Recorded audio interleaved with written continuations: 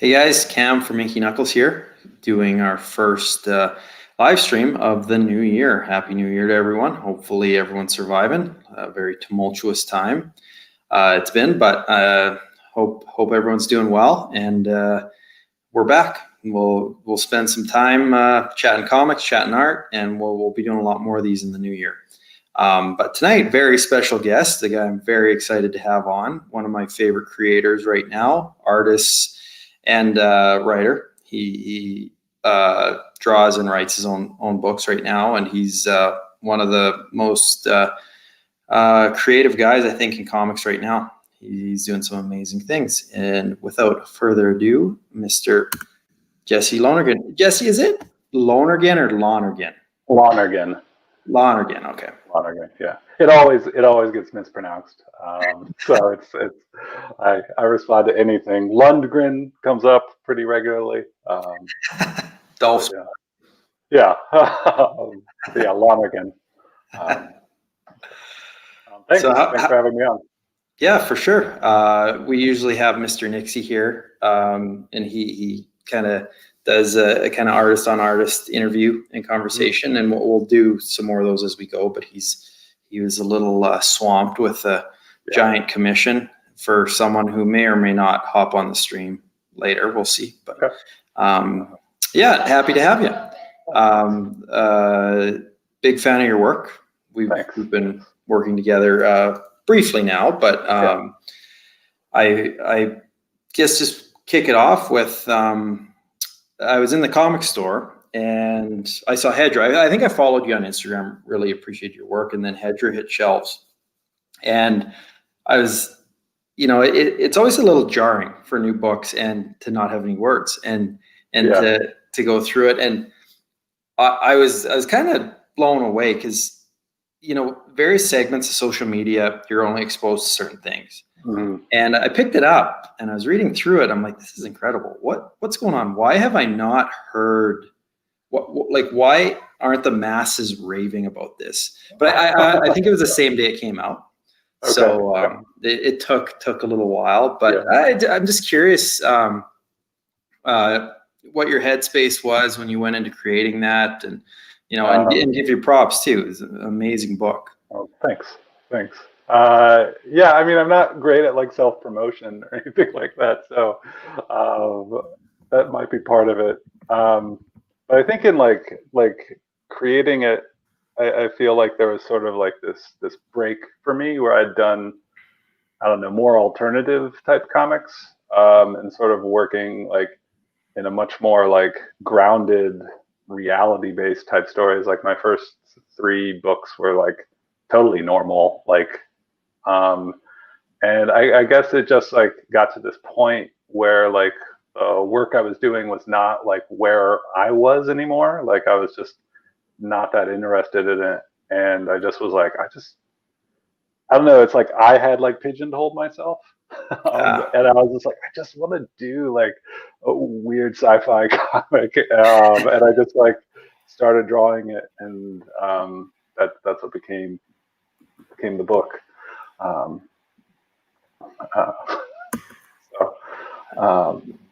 No, that's cool. Yeah, because in our conversations in the past, I think we were talking about Planet Paradise too, and you did something a little bit different with that as well.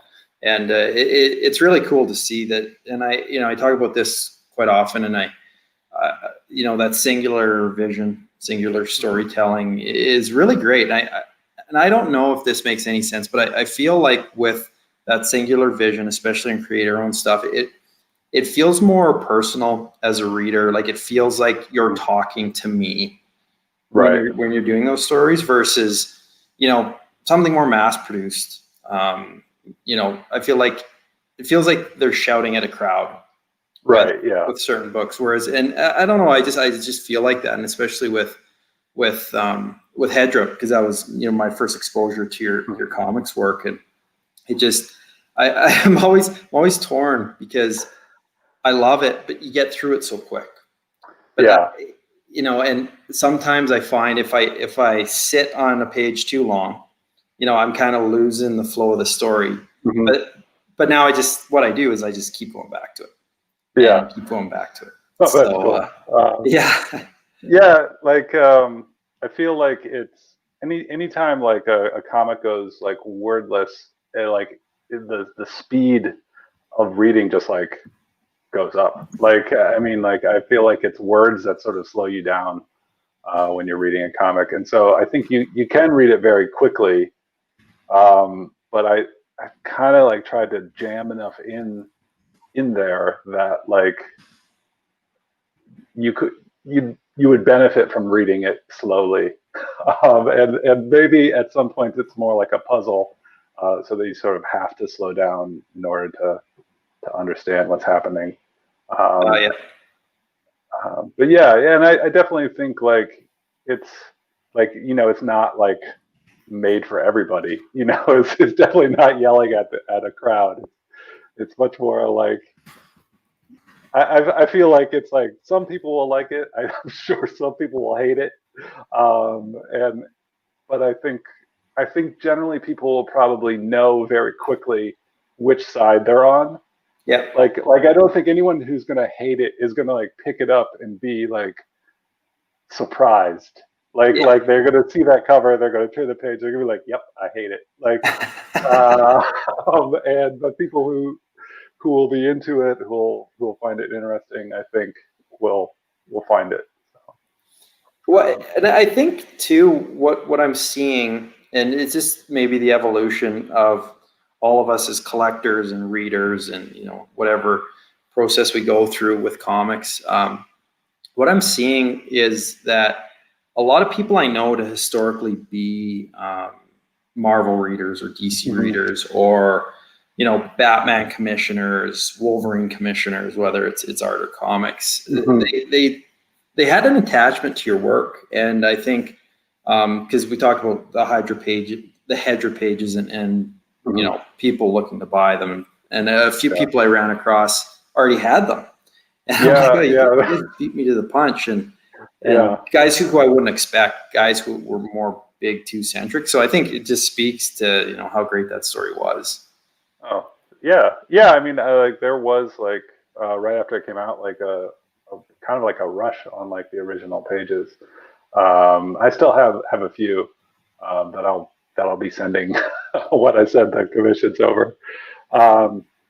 Yeah, part of me like I guess like when I was like working on it, I was like I had no idea what to expect in terms of like response, because like it's very like inside comics, like inside baseball. It's like I think if you don't like comics, you're not going to be into this at all, because it's like really like playing with like the medium and the form. And so I think people who really are into comics and like maybe the people who buy pages, because like anyone who's like willing to spend a lot of money on a page, like they're going to look at it a lot and like sort of, as opposed to people who just sort of like speed through pages. I think maybe that's like what it is that it's like this type of comic is like for those people who will obsess over a page. Like I did. No, it's great to hear. I think the just the storytelling alone, and obviously you can tell the story. I just recall when Shaolin Cowboy came out, I guess the most recent one from Jeff Darrow, when it was again no words other than some long long explanation at the back or whatever it was. It's kind of the same thing. I kind of had the same feeling reading that. There's so much to look at, and I think how well you just direct the reader. No, like I said, it's a great book, and I think a lot of people agree. So yeah, it's been a very like positive experience, and people. I haven't heard like too much negative stuff, and mostly positive stuff. But yeah, Jeff Darrow is definitely like a guy I love, and like I think like the way he sort of like like one of my favorite things by him is Rusty the Boy Robot and Big Guy. Yeah. With like, and it's just like a lot of the pages. I mean, no similarity maybe to what I'm doing, but like there'll be like two panels, but there's just like this obsessive detail and like the buildings and like all the characters, and there's like 100 people and every person's doing something. And like, I don't know that necessarily all of that is like necessary to understand the narrative or anything, but it makes it such a good comic Yeah. because those details just like stop me, and I just like get lost in this like page, and then I'll continue on. And so like I like that aspect of comics of like I feel like in movies and stuff like they're going at their speed, and like comics the reader goes at their own speed, and like you can stop. You Yeah. could just stop and be like, I really need to look at this. And I really love that aspect of comics where you can really sort of just like indulge in like what you're looking at. Yeah. And books don't even have the same. I don't. Maybe other people read books and they're like, that sentence was amazing, and they like go back and they're like, let me reread that sentence because it was so good. But I don't. I'm just like, unless I don't understand the sentence, I probably won't read it again. um, so I like that aspect. And Jeff Darrow definitely was one of those qualities that like when I was like feeling I had pigeonholed myself, like looking at his work and like how it was working in my head. Right. I don't know necessarily what his intentions were, but the way I was responding to it and interacting with it and wanting that like relationship to be present in like what I was doing as well.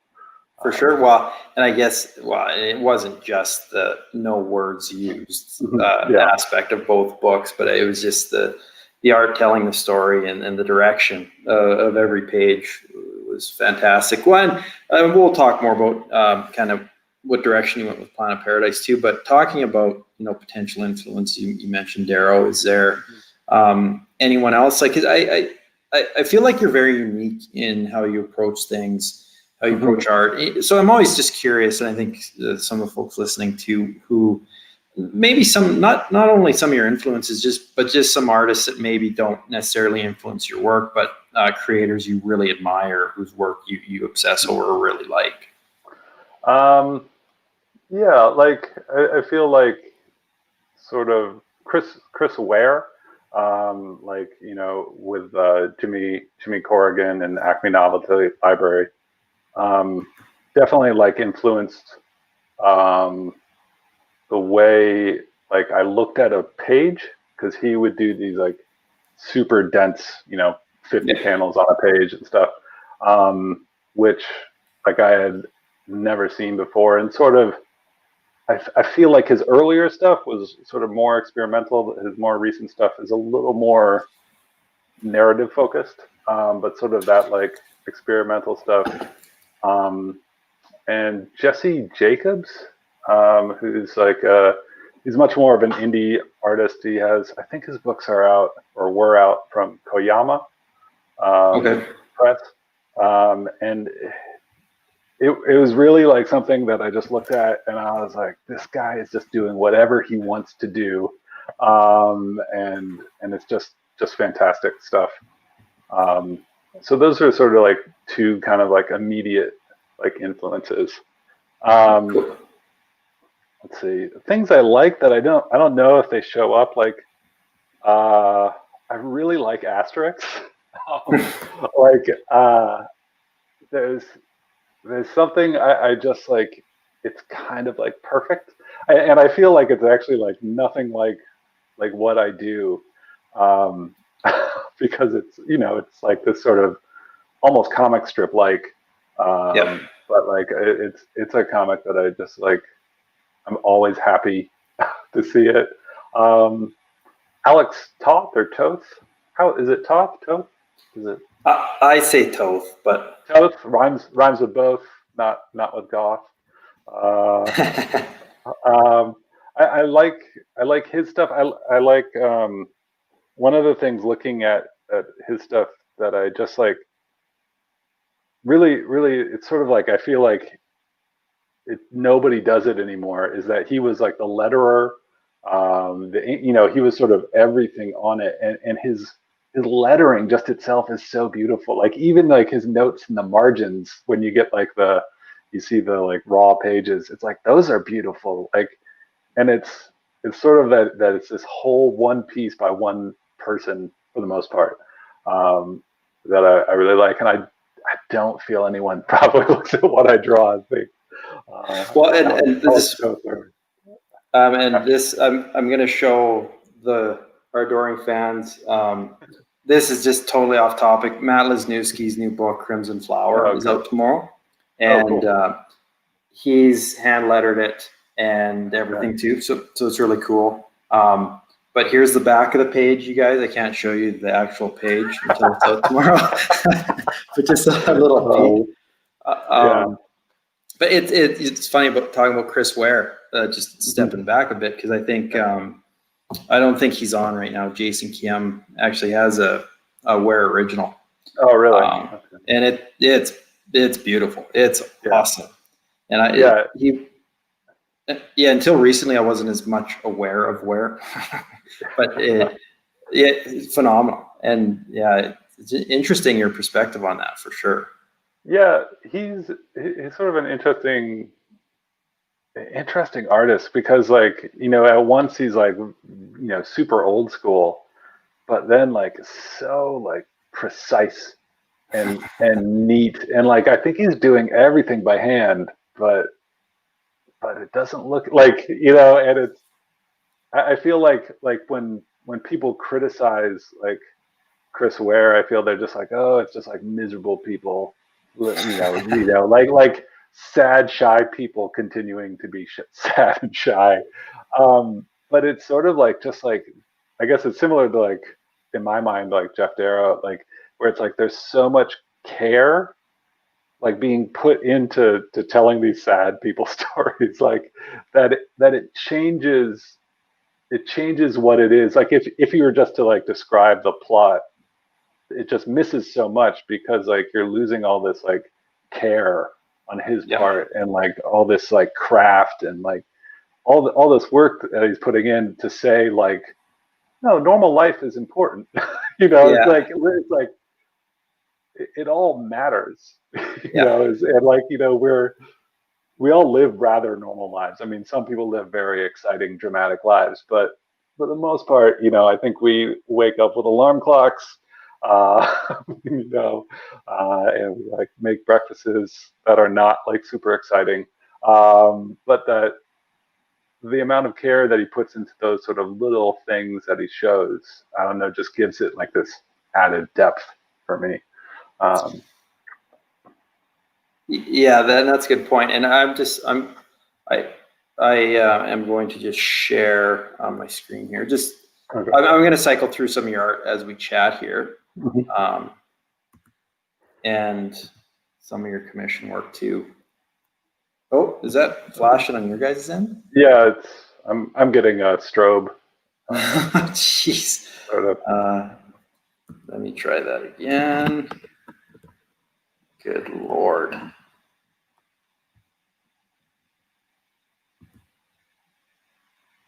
Okay, I think just hang tight, technical difficulties.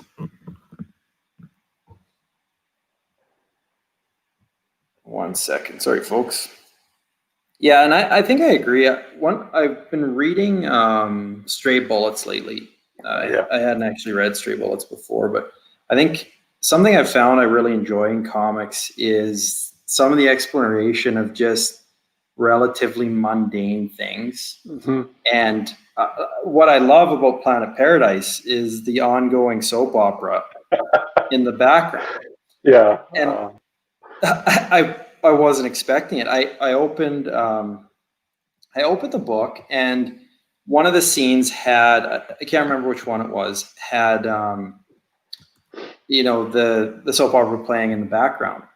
And it was out of context. I was just looking at the pages. I was kind of flipping through the book, and then once I actually read it, I'm like, oh, that's so cool, because it was this crazy world but there was so much familiarity when Yeah. you threw that in, because my sisters and my mom, watching soap operas growing up, Yeah. and no, I really enjoyed that. I think Yeah, another a friend of mine brought that up as being like that soap opera thing is really like funny, and my wife is like that's the most you thing in Planet Paradise.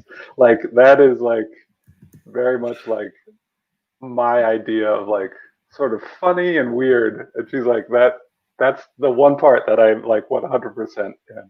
Um, well, well, it was fun. It was really funny because there's, and I like out of context, other than some of the previews I'd seen and some of mhm, the stuff you'd shown. I the one scene, I thought I was capturing a really dramatic moment just from that, just one shot page out of context, mhm, and then I was trying to piece it together, like reverse engineer what it was in my head before I read the book, and uh-huh. I was like, oh no, he wasn't going for this big dramatic moment. It was a soap opera that they're watching. Yeah, yeah. Um, yeah, that one, I don't know. It's kind of like a lot of it's about like, people not doing their jobs well and Yeah. like being more distracted by other things. And so it's sort of like I find it actually a little bit hard to explain because if I just say what it is, I feel like it's missing a lot. Just because there is a lot of like there's like a fake soap opera in it that like multiple characters are watching.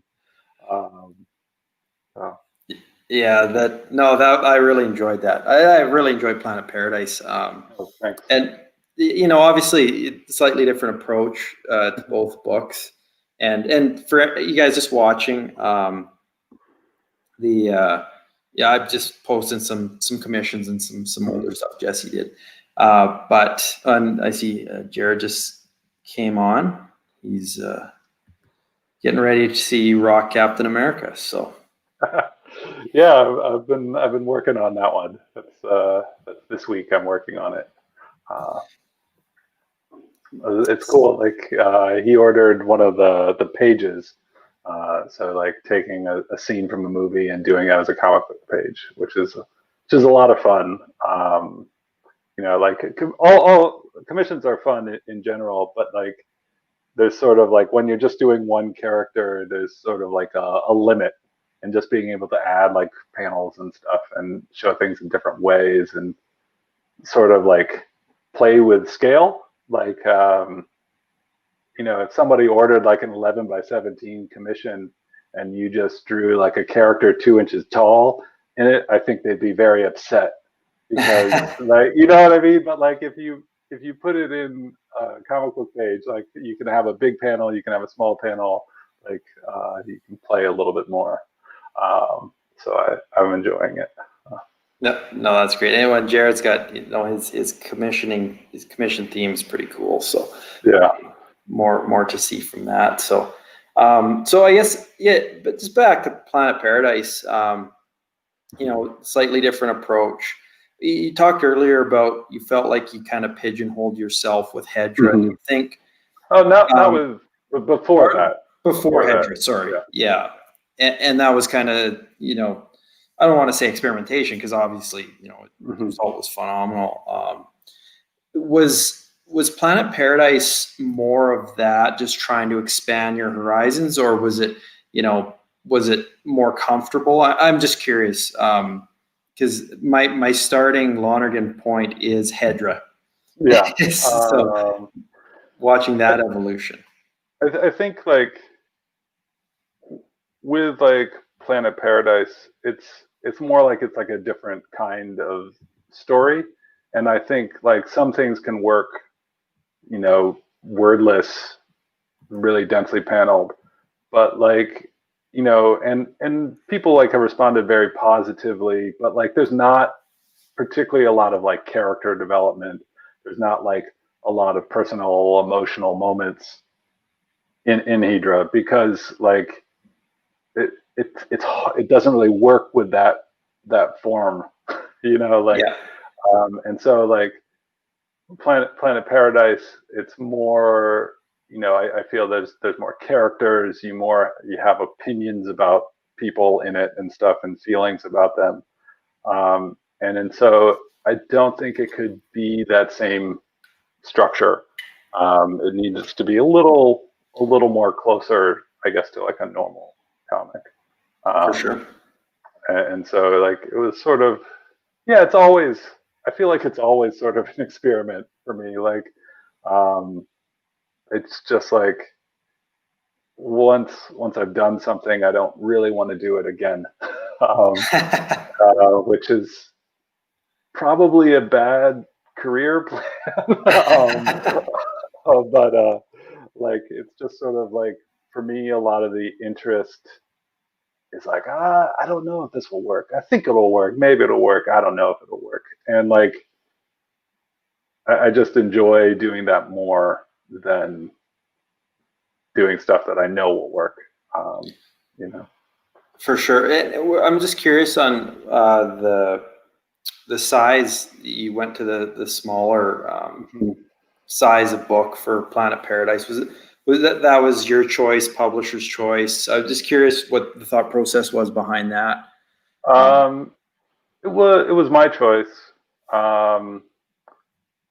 and I guess maybe this is just like a thing coming out from like doing like indie conventions and stuff, and like selling like zines and mini comics and stuff like that.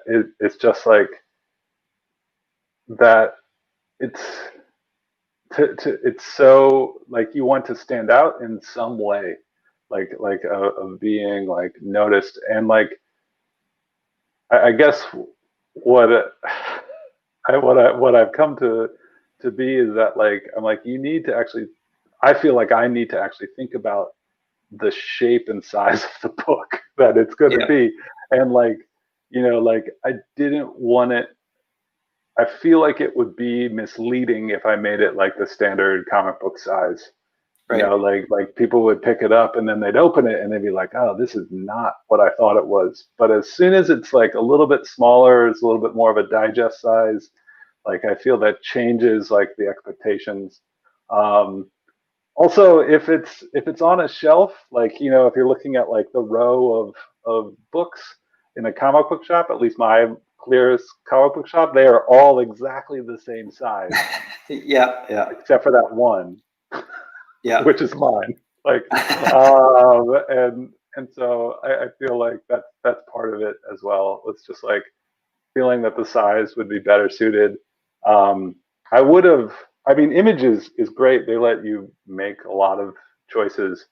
I would have really liked to have gotten it on like almost like a newsprint paper, if possible. But that was going to be sort of too expensive. Basically, there would have been, because like I don't know. This is just me personally. I really don't like the coated paper, which is like almost everything is printed on.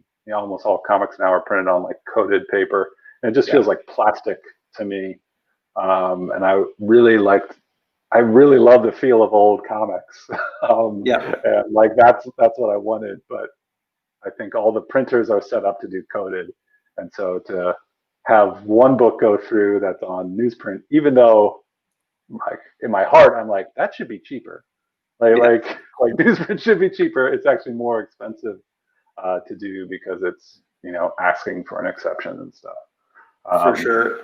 But I was allowed to have that discussion at least, and I was told how much it was going to cost to do it and how much it would cost to do it on coated paper. So yeah, the size was my set.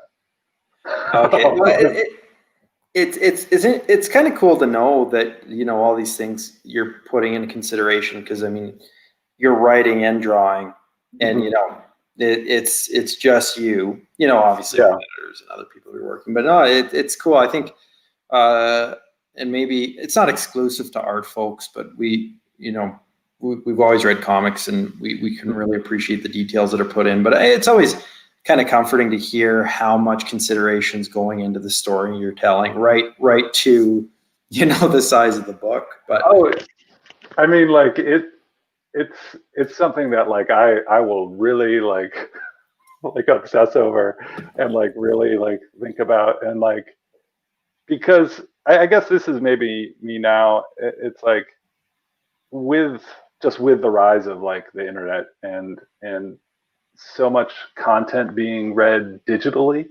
and this is like across everything. I feel like if it's going to be a book, it like it should really be a book. Like there should be some consideration in that, you Yeah. know. And comics might be a little different because I haven't found a digital reading experience that's particularly enjoyable. Like, Yeah. I don't know. Maybe reading like Comixology on like an iPad might be good, like a big one.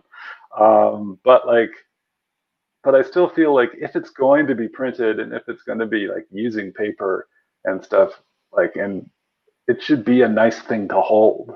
And like, I sort of feel, um, uh, I agree with that comment too. Like that it should just be like an object, and sort of like I feel like the story actually starts from like the whole book, like you know the cover, interior pages, the initial pages. Um, like I have a copy of Frank Miller's Ronin that DC put out.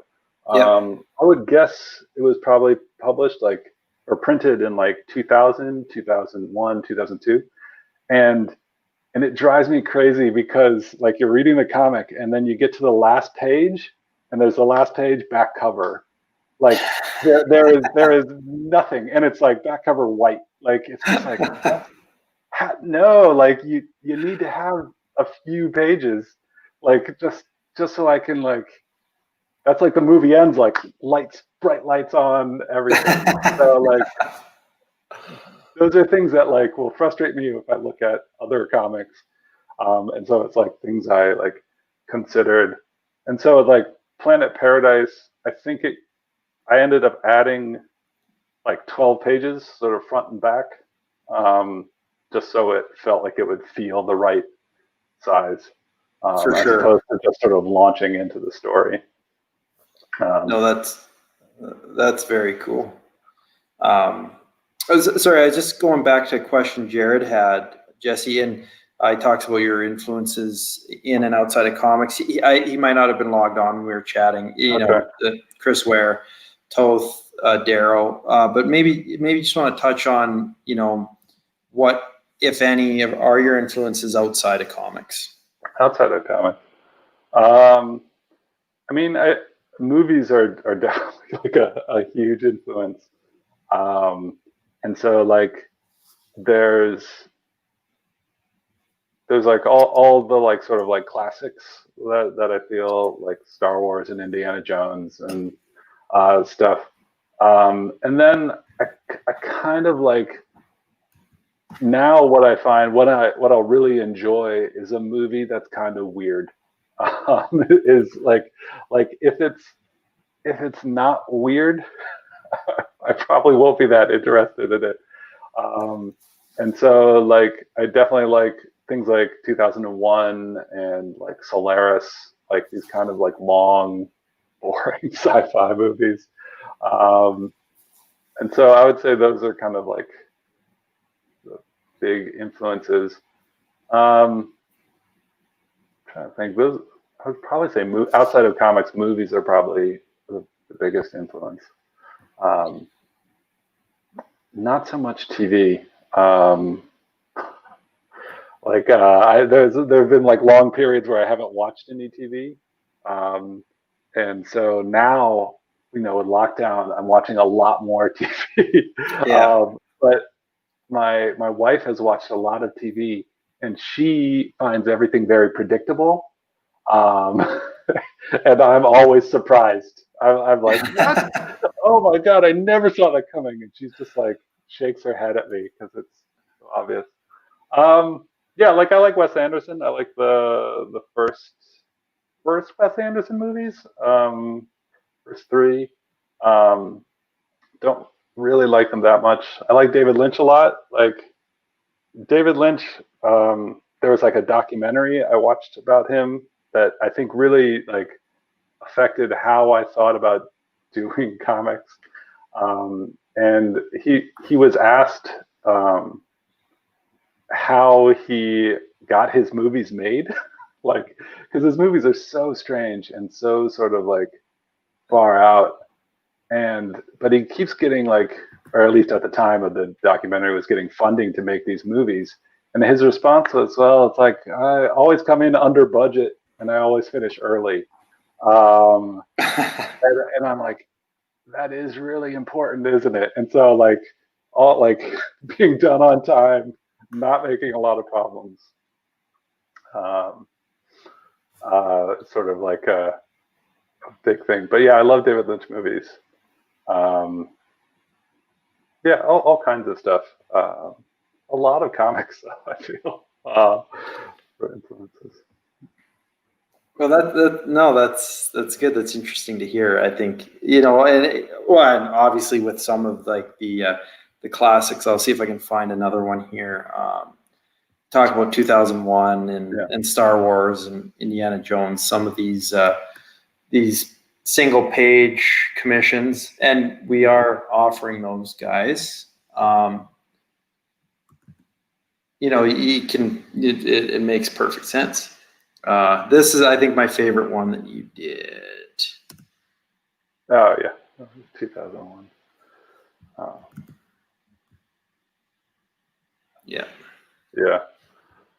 Yeah, that's like one of my favorites. Like, and it's just sort of so like beautiful and slow and yeah, just I feel everybody said it's an excellent movie, but it's an excellent movie. Yeah, that one's awesome. So I guess right now you're working on Prime. Yeah. And for all you guys out there, get onto Jesse's Patreon so you can read that. So you're offering up pages on Patreon. Are you planning on publishing it, going back through Image, or what is there long-term plans to get that in print? Yeah, I definitely want to put it in print. And I think I'll be able to. I don't have anything definite yet in terms of printing it. But I think it's going to end up being like probably 3 graphic novels. Nice. And part of it is like it's like it's big, it's long, it's probably going to be over 300 pages or so. I think like it's approaching like 90 right now. And I'm sort of heading towards like the end of the second chapter.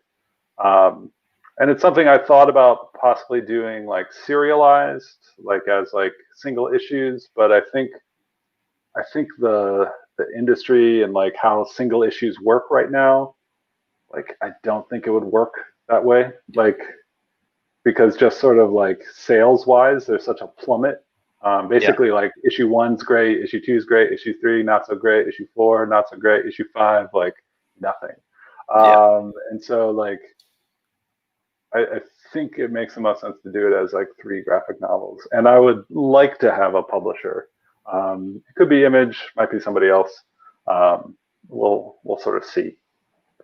Cool. Well, it looks great. I won't share anything on here, so you guys have to go to Patreon to check it out. But no, it's awesome. It looks great, and with all of your work, Jesse, it's always interesting.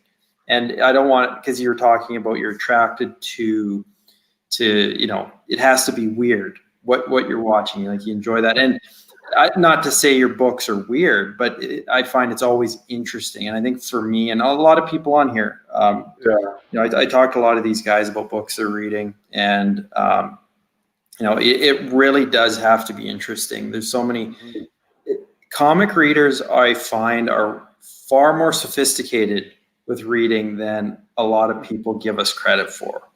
And especially the longer you read comics, and I genuinely do find that about your work. It's always interesting. even if it falls outside of a genre, you're normally used to reading. But it's funny you talk about. I think I had that debate with myself on last Wednesday in the comic shop. I forget which book it was, and they were on issue 3, and I hadn't read the first 2. And as much as we love picking up floppies, getting your file, all that is awesome. It's all part of it. Mm-hmm. It just you can almost just like feel that plummet by like, there's still some hype around issue 2 if issue 1 was good, but even if issue 2 is really good as well, there's just no hype around 3 and 4, and then how many people have dropped off and are waiting for the trade, and unless it's like fully ongoing, if it's going to be like 50 issues or 100 issues, then I feel like it's okay. But if it's going to be like 8 or 9 or 10, like I feel like it's like, no, people will just wait for the trade. And I don't. Yeah, it's sort of an odd thing because I do love like floppies, and I love like the collector. The collector in me loves them a lot, much more than like a graphic novel or a collected edition. But I don't think it really makes sense right now for what I want to do with Prime. Well, and I have a question just kind of off of that, but I just want to, Ben asked a question earlier about, speaking of zines and minis, any possibility of you collecting them or reprinting them in any form at any point? I don't know. I'm actually very curious, like which ones he missed that he wants to pick up. I don't think I'm planning on printing any of the old stuff. I kind of have like this, I don't know, maybe everybody has it, where I just look back and I only like really see like mistakes and problems. And like I do find, when I find myself thinking about the stuff I've done before and maybe like revisiting it, it's always like redoing it. Like I'll draw it again. It'll be better this time because I draw better now. But I often decide that's not something I should do. So I don't think so. I don't have any plans to reprint any minis. If there was like some, I don't know, if I knew what it was, I might even have a copy lying around somewhere. If you're still on, Ben, just type in the comments which ones you might be speaking of particularly, and we'll talk about it. Back to that, talking about the ongoing, and you talk about how you you're moving in different directions. You're trying to do different things and tell different stories each time. What is the max amount of issues or pages? Like, is Prime at potentially 300 pages? Do you think you're going to hit your limit before you want to move in a different direction and tell a different story? Or would you ever do like a 60 issue thing or anything like that? I think 60 issues, I don't think that would be something I could do myself. I don't, I mean, I say that, like, I don't know that I have like that kind of like focus, because that's a long time. 60 issues, like if you're doing it monthly, that's 5 years. And I probably can't work that fast. So like, I don't think I have that in me by myself, at least. I also feel like the way I sort of think is very much in terms of like endings. And I don't know that I have that long ongoing like bone level type of like mind where I can like think and plan that much. So I don't think so. I think 300 would probably be the max for me. I could see something, maybe, though it hasn't happened, of like if I get like attached to a character and sort of doing like the ongoing adventures of this character. Sort of like what would be an example of that? I don't know, like James Bond, like where there's not actually like James Bond's been being made for like 50, 60 years, but there's no arc. Like, he keeps coming back as James Bond. And so I could see if I got like a certain character in my head and a certain type of story, like doing many of them. But I don't know that I could do like one big arc of 60 issues or something. I'm amazed by like the professional comic book writers, like the amount of ideas that like come out of their minds, like especially like the big two guys who are writing like 8 books and things like that. The level of organization they have just blows my mind.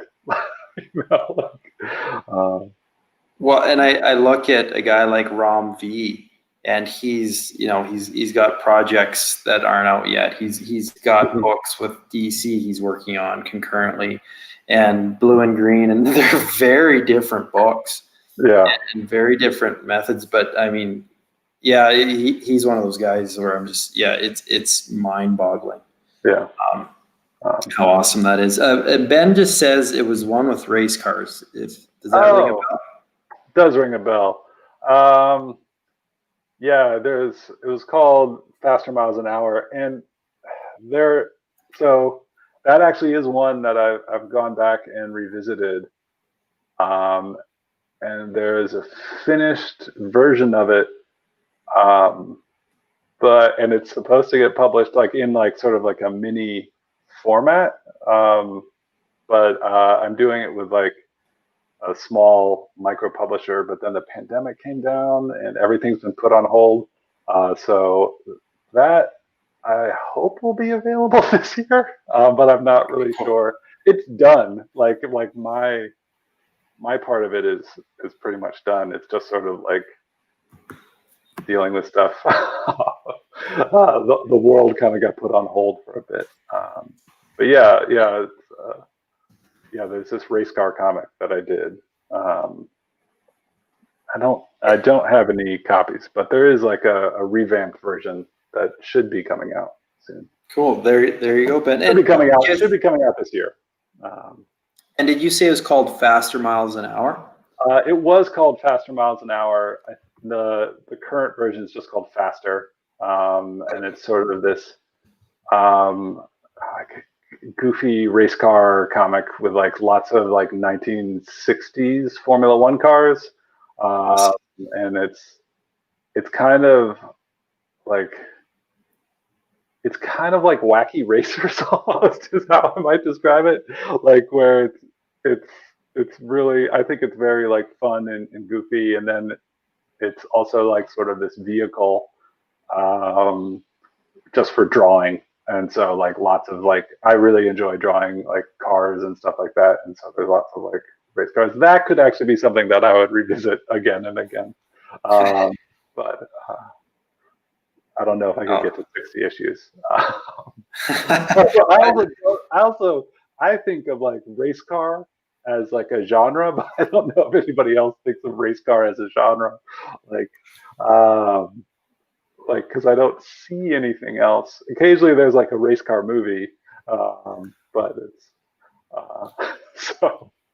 Well, I know I feel like I can envision what you mean, the genre of race car. Yeah, and sort of like my ideas at times have gotten like very like big for it, where it will be like basically like the mini and the revamped one, it's just like one race, and like the natural like continuation is the next race, and like there have been times where I've like charted out like the final standings for a season, and like where the individual racers need to place in the various races, like in order to be like in the correct position, like I've done that, but then I just didn't make the comics because my enjoyment was like plotting this like 16 race season.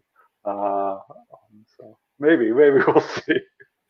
So, is a love for like Formula One racing driving that, or is it like a love for those old racing movies? Or It's not a particular. I mean, I guess there is sort of like this, like what Formula One was in the '60s, where like it was so dangerous and stuff. Like there is like I do have like this. It's sort of this like Wild West is sort of what it feels like, um, and and now I just like I occasionally I'll watch some, but it's not I'm not super into it. I don't know that much, but it really is kind of like this aesthetic thing of like cool '60s like cool cars and like the style, and it's sort of like this feel in my head more than anything else, combined with sort of like wacky racers. Like, No, that sounds awesome. I'm looking forward to that. And I guess this question I was going to ask you earlier too. You know, you are the singular vision behind a lot of your books. Just curious, like, are you interested in collaborating with someone in the future, or are you kind of in a comfortable spot now where you get to express all your singular ideas? And I'm just always curious because a lot of people that part of the Inky Knuckles group are very singular vision folks who don't collaborate a ton. Not that traditional writer, colorist, artist, you know, everything, pencil inker, you know, the whole shebang. I'm just curious, you know, because everyone has a different approach, different comfort zone, like that. So. I'm collaborating on a couple of things right now. One's like a graphic novel, one's like a shorter thing. So I'm definitely like open to it. It's not something I have a ton of experience with, but like I guess one of the things that I really like about it, I don't know if I'd ever get to the point where I'd be part of the process where it's like penciler, inker, colorist. Like mainly, I don't know what I would be in that process, because I don't think I'm that great a penciler. I guess I'm an okay inker, but I feel like no penciler would probably like me inking their stuff because I'd probably destroy it. So like, but definitely like working with a writer, like one of the things that I like about it is like I have the ideas that I have, and they're going to, there's not necessarily a limit, but there's like what I'm drawn to and how I will approach things. And once you bring in another person, it's like they have the ideas that they have, and they're different, and so it sort of pushes you in a different direction. It makes you draw things maybe that you wouldn't draw normally, and sort of I like that aspect. Like, you know, it's like I don't think I'd ever do like a ghost story on my own, but like working with someone who has a ghost story that I'm like, oh, that's really cool, and then I might draw it, and so it like pushes me to do something that I don't think I would do normally. Cool. Is there any character in particular that if approached by a publisher or approached by a writer, you wouldn't say no to? Yeah, I mean, I, can people say no to Batman? I feel like Batman. I don't. If like I would have to be approached by a writer because I don't have any ideas for Batman. But like in terms of like childhood, like the 10-year-old in me would just be furious if I could do Batman and I didn't. And probably the same with like Spider-Man. Um, I think like in terms of characters that I think would be fun and like I might like would enjoy like coming up with like a full idea for, like Deathlock. Um, I really like the original Deathlock run and the Dwayne McDuffie run. Those two I really like, and so something like that. That's also sort of like tying into this. I have a very weak spot for sort of sad robot stories, and like Deathlock's like a sad robot zombie corpse story. So that would be cool.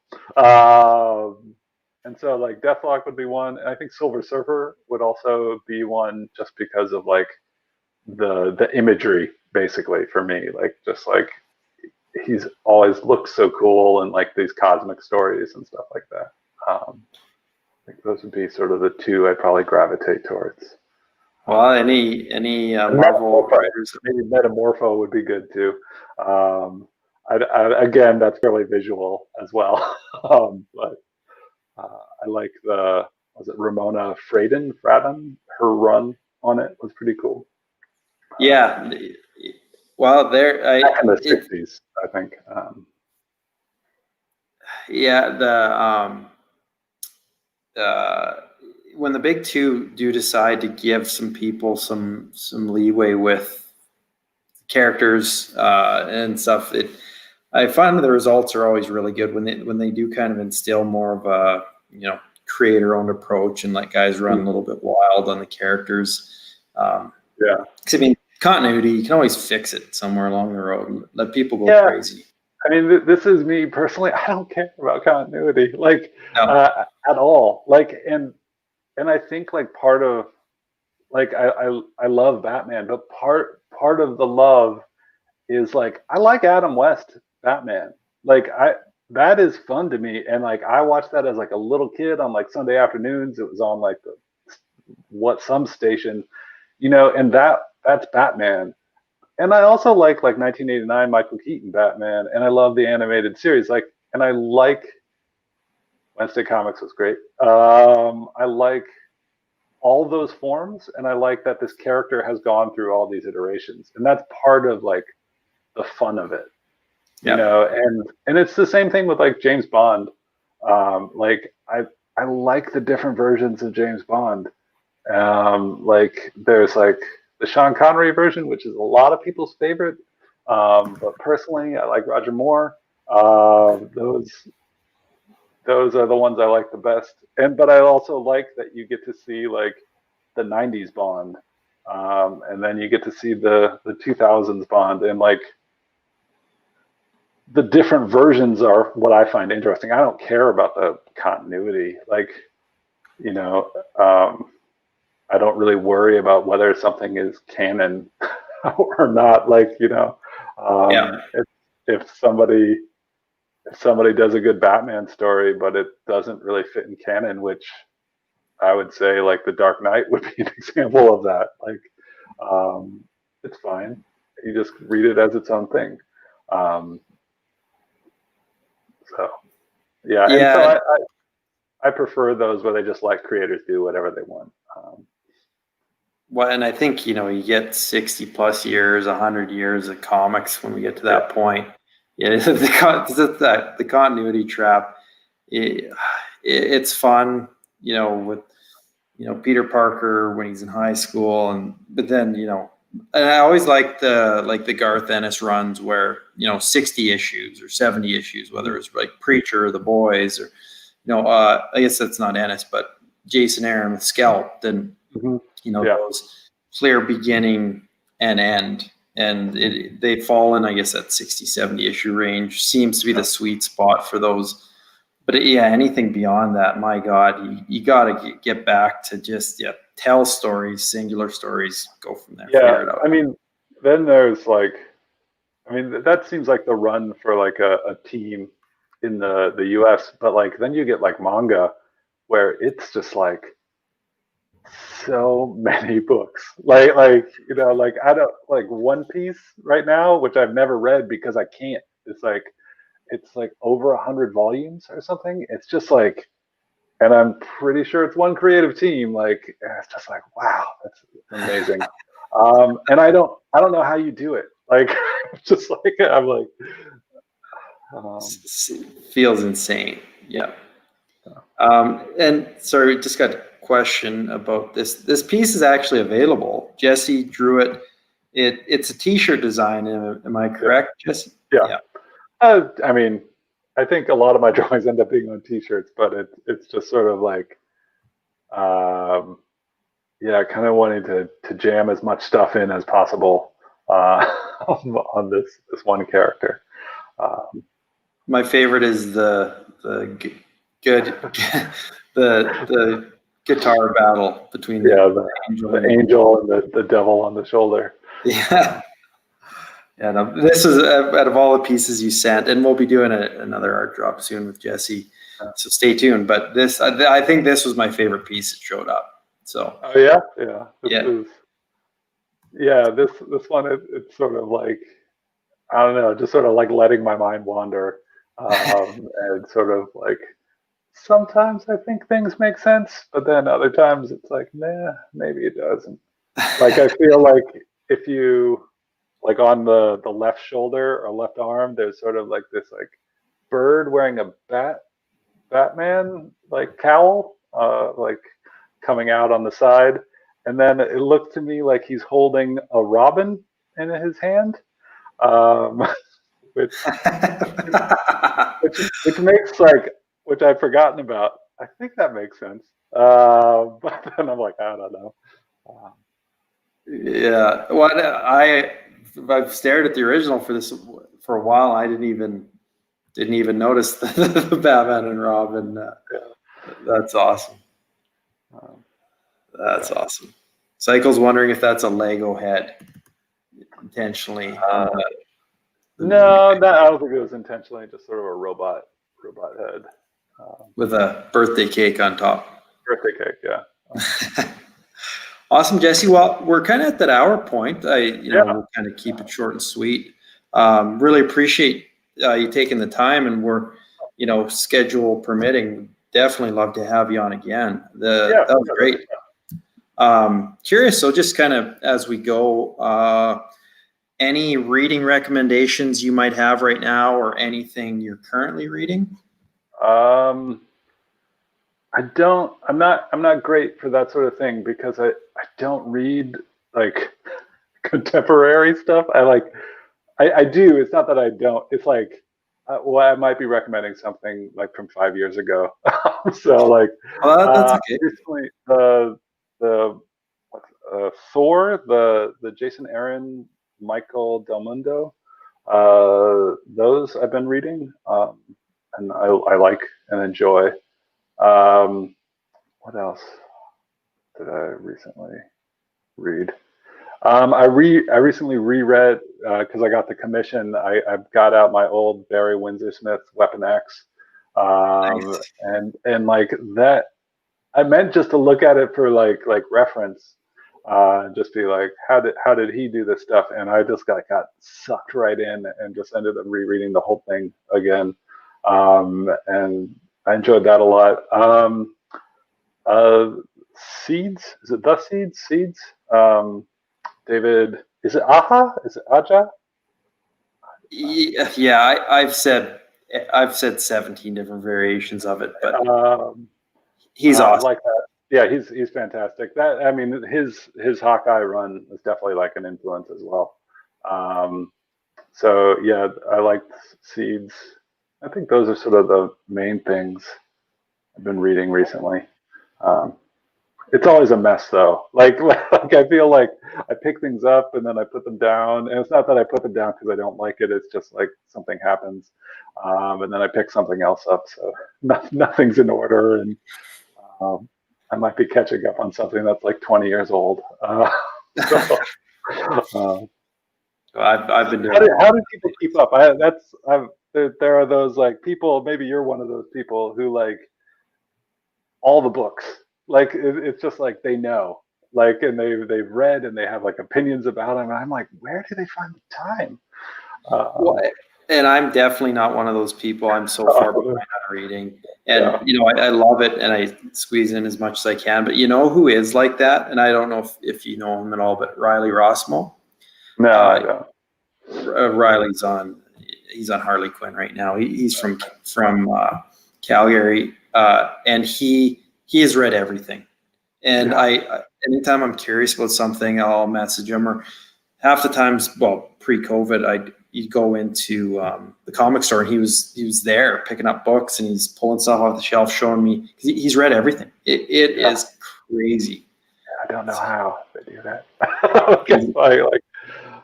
I'm never one of those people. I wish I could keep up, but maybe I just don't. I lack. Yeah, it's crazy. Yeah, I mean, I feel like, I guess what I feel is like, if I were to do that, I feel I would be reading in a miserable state, because I would just be like faster, like go, like, and like I wouldn't really remember it. It would be like cramming for college or something like that. Like, and I feel that there are people though that's just like they read it once and they understood it and they got, like, like it's like, and they have a thoughtful point of view about it, and I'm like, no, I need to really go slow in order to have an opinion about anything. Well, and that's Riley too. He can tell you, he kind of give you a little critique. He can tell you who drew it, who wrote it. Yeah. And I mean, on top of him, he's very prolific in what he draws as well. But I hear you. But thanks everyone for tuning in. Thanks again, Jesse. This was awesome. And like I mentioned earlier, we'll be dropping some more art. You'll see some more commissions for you Instagram junkies. I'm sure you probably already saw the Taskmaster today. That was awesome. But thank you, Jesse, and thank you everyone for tuning in. We'll see you guys. We'll be doing this a little more consistently now. So, okay. Thanks everybody. Good night.